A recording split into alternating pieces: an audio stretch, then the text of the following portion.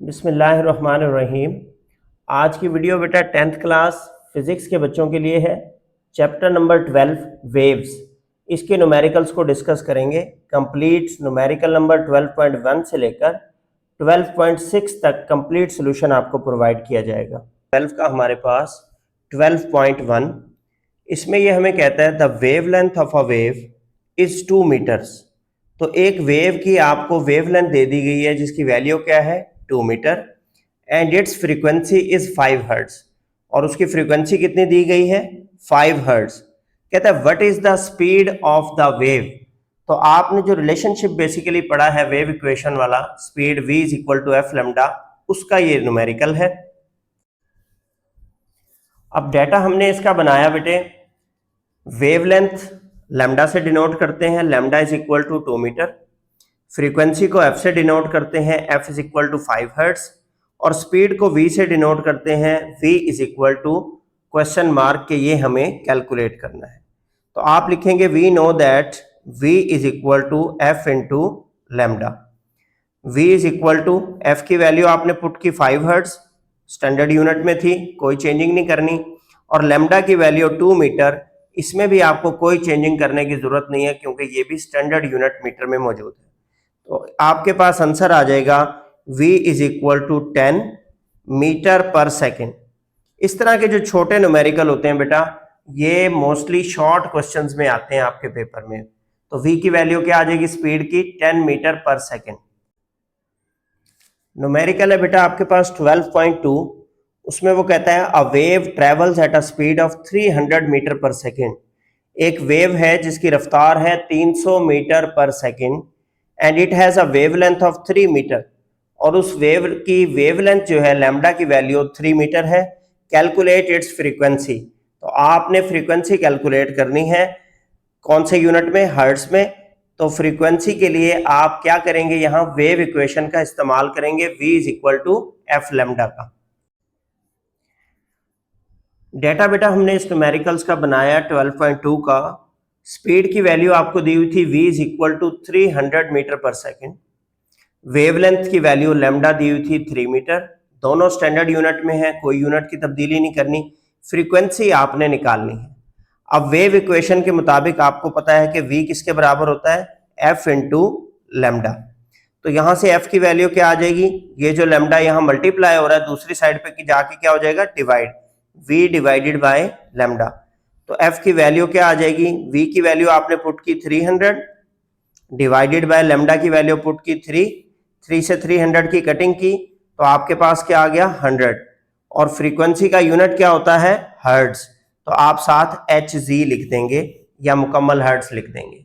इस तरह आपका न्यूमेरिकल नंबर 12.2 भी कंप्लीट हो गया। न्यूमेरिकल है बेटा नेक्स्ट हमारे पास 12.3। 12.3 में वो आपको कहता है a sound wave has a frequency of 250 hertz. एक आवाज की लहर है जिसकी फ्रीक्वेंसी कितनी दी हुई है 250 hertz and it has a speed of 340 metre per second. उसकी स्पीड कितनी दी हुई है 340 metre per second. Find its wavelength. अब आपने यहां पर लैम्डा की वैल्यू निकालनी है, फ्रीक्वेंसी f की वैल्यू भी आपके पास है और स्पीड v की वैल्यू भी आपके पास दी गई है। तो आप वेव इक्वेशन का इस्तेमाल करेंगे, v is equal to f lambda.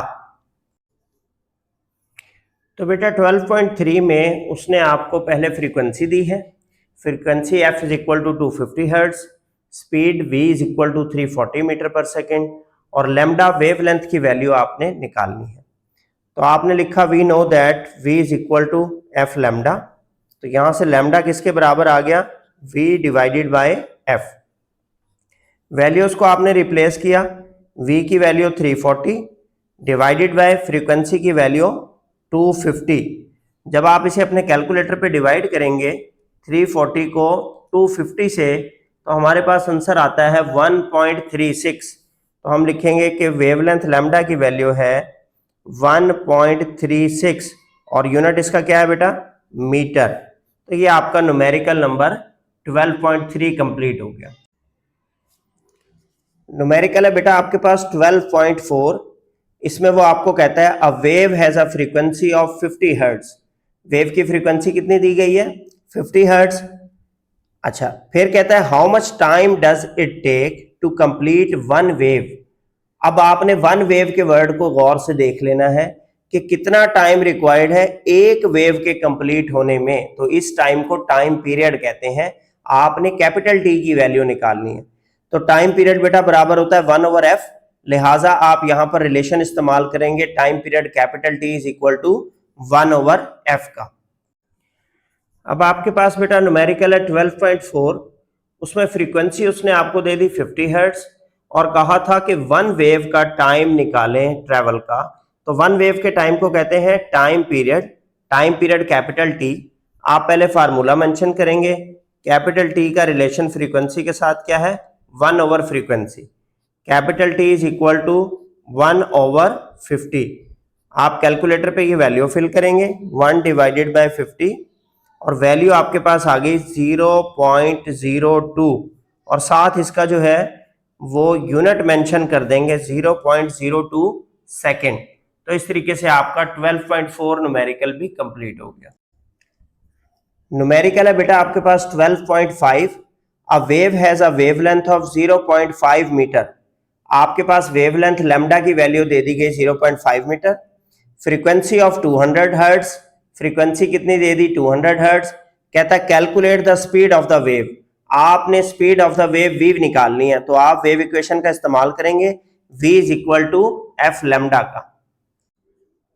Data बेटा हमने बनाया 12.5 का, वेवलेंथ लैम्डा की वैल्यू है 0.5 मीटर, फ्रीक्वेंसी f उसकी वैल्यू है 200 hertz, speed of the wave निकालनी है v। तो आपके पास रिलेशन है v is equal to f into lambda. Value आपने रिप्लेस की, f की वैल्यू 200 और लैम्डा की वैल्यू 0.5। 0.5 का मतलब होता है बेटा 1/2।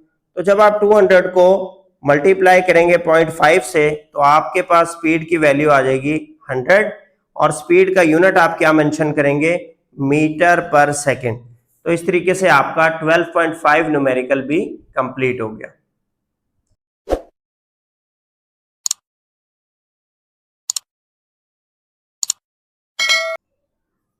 न्यूमेरिकल है बेटा आपके पास 12.6, कहता है the time period of a wave is 0.02 second. कितना टाइम पीरियड है वेव का, कैपिटल टी की value 0.02 second. Calculate the frequency of the wave. अब फ्रीक्वेंसी और टाइम पीरियड का रिलेशन क्या है बेटा, f is equal to one by capital T.